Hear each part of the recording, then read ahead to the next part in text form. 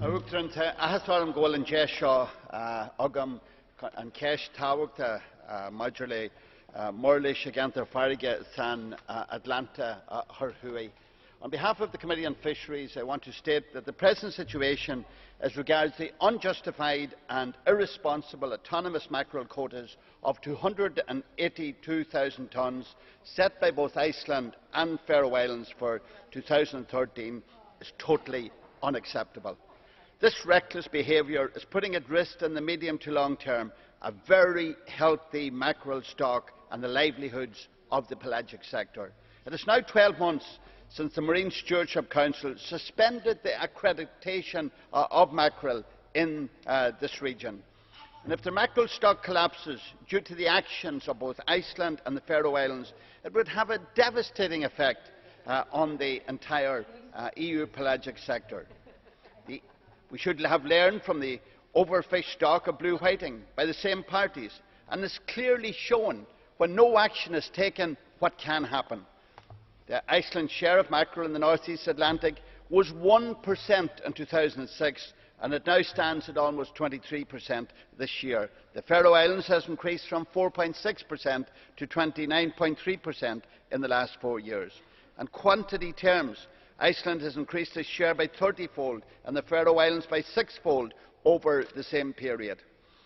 There are staggering figures, with Iceland and the Faroes now taking 52% of that provided scientifically. It now shows very clearly that both countries are participating in unsustainable fishing practice and contrary to Regulation 1026 of 2012. And to make matters worse, the Faroe Islands have this year stepped outside the 5 coastal state management arrangements on Atlanto-Scandio, setting them a quota of 105,000 tonnes, 3 times of what was agreed within the management plan. I am now calling on you, Commissioner, to act now on the very strong mandate given to you and not to ignore any further the mandate that had been given to you by the majority or practically all of this Parliament. And as rapporteur, I am calling you to act immediately. The time for talking is over.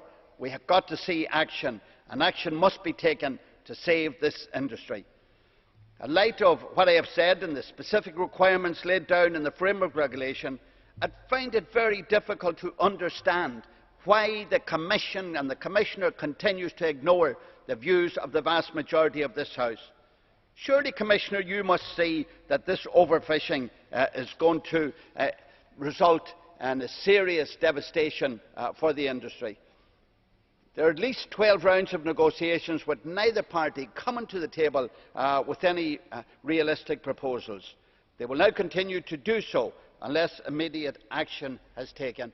I can't totally blame the Faroes and the Iceland, but I lay the blame at the door of the Commission. I also cannot accept that the EU needs to prove that it sustainably fished the mackerel stock before the Commission can implement such sanctions, and this was stated by you, Commissioner, at the meeting of Fisheries on the 19th of October last. The same cannot be said for Iceland and the Faroe Islands, as they have both increased their share by massive quantities. The Commission have also introduced very tough measures internally within the Union, and I support that, and I think in particular of the measures against Spain, which proves that the EU is fishing in a sustainable manner. This is a point which the chair of the EU Fisheries Committee, Gabriel Mato, asked me to make in his absence. It is worth noting that if both Iceland and the Faroe Islands were acting responsibly and fishing in a sustainable manner, instead of having a 15% reduction on the scientific advice, we would have a 25% reduction in the TAC. I will conclude by saying that the Commissioner has been at the forefront in advocating for sustainable stocks and fishing at maximum sustainable levels, and we all support that. But that has not been reflected in the decisions that are not being taken by the Commission. I fail to see why you have not acted to date to implement effective and appropriate trade measures to deter such blatant, unsustainable fishing practices. I believe action is needed now and not words.